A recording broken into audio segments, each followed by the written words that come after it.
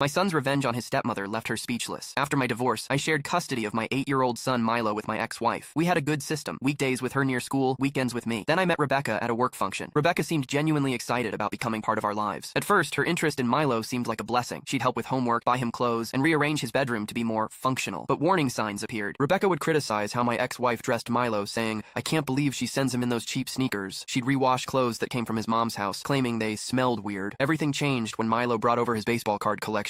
Cards his grandfather had given him before passing away last year. They weren't valuable, but they meant the world to him. One weekend, Milo couldn't find them. When he asked Rebecca, she shrugged and said, "Oh, that clutter? I tossed it during spring cleaning. They were just taking up space." I found Milo crying in his room. When I confronted Rebecca, she was unapologetic. He needs to learn about minimalism. Those cards were collecting dust. Besides, he needs to move on from the past. Against my better judgment, we got married 6 months later. Rebecca moved in and immediately established house rules that only applied when Milo visited. She'd remove family photos that included my ex-wife and schedule adult dinner parties during Milo's weekends. The worst part was overhearing her phone calls. "I'll be free next weekend once the kid leaves," or "just 3 more days until it's quiet again." She never said these things around me, but Milo heard them. I noticed him becoming quieter, asking to stay with his mom more often. When I tried discussing it with Rebecca, she'd turn it around. "I'm trying so hard with him, but he resists everything. Do you know how difficult it is to be a stepmother to a child who doesn't want you?" On Milo's 12th birthday, Rebecca insisted we have a sophisticated celebration at an expensive restaurant. She invited several of her friends, claiming she wanted to show Milo how adults celebrate. What struck me as odd was Milo's reaction. He seemed unusually excited about this formal party. Typically, he'd have preferred pizza and arcade games with his friends. At the restaurant, Rebecca was in her element, introducing Milo as our son to everyone. She ordered for him without asking and kept fixing his collar for photos. When the elaborate birthday cake arrived, Rebecca stood to make a speech. "I want to thank everyone for coming to celebrate Milo's special day," she began. "Becoming a stepmother was never in my plans, but watching this young man grow under my guidance has been rewarding. I like to think I've really shaped him these past 2 years." Milo smiled politely throughout her speech. When she finished, he pulled out his new phone, the birthday gift from his mother and me. "I have something to share too," he said quietly. He tapped the screen a few times, and suddenly everyone's phones at the table chimed with an airdrop notification. One by one, guests looked down at their screens. I watched as expressions changed from curiosity to discomfort. I looked at my own screen and felt my stomach drop. There were screenshots of Rebecca's text messages to her sister. "Can't wait until the brat is gone Sunday. I'm working on convincing my husband that we need our summers to be child-free." And most disturbingly, his dad doesn't suspect a thing. The timestamp showed some messages from yesterday. "Dreading this birthday charade tomorrow, but at least my friends will see I'm trying." As Rebecca's face drained of color, she grabbed for her phone. "These are private. How did you—" Milo's voice was calm in the stunned silence. "Dad gave me my first phone today. But remember before dinner, when you let me borrow your iPad to play games? Did you know everything syncs to your iCloud account?" He turned to me. "Dad, I saved the ones where she talks about trying to sell our house without telling you too." Rebecca stood up, knocking over her water glass. "This is completely inappropriate. James, we need to leave, now." I looked between my son's determined face and my wife's panicked one. The choice was suddenly clear. "Actually," I said, "I think Milo and I will stay and enjoy his cake. You should probably start packing." Rebecca stormed out as Milo's quiet voice followed her. "Don't forget to take all your minimalist stuff with you."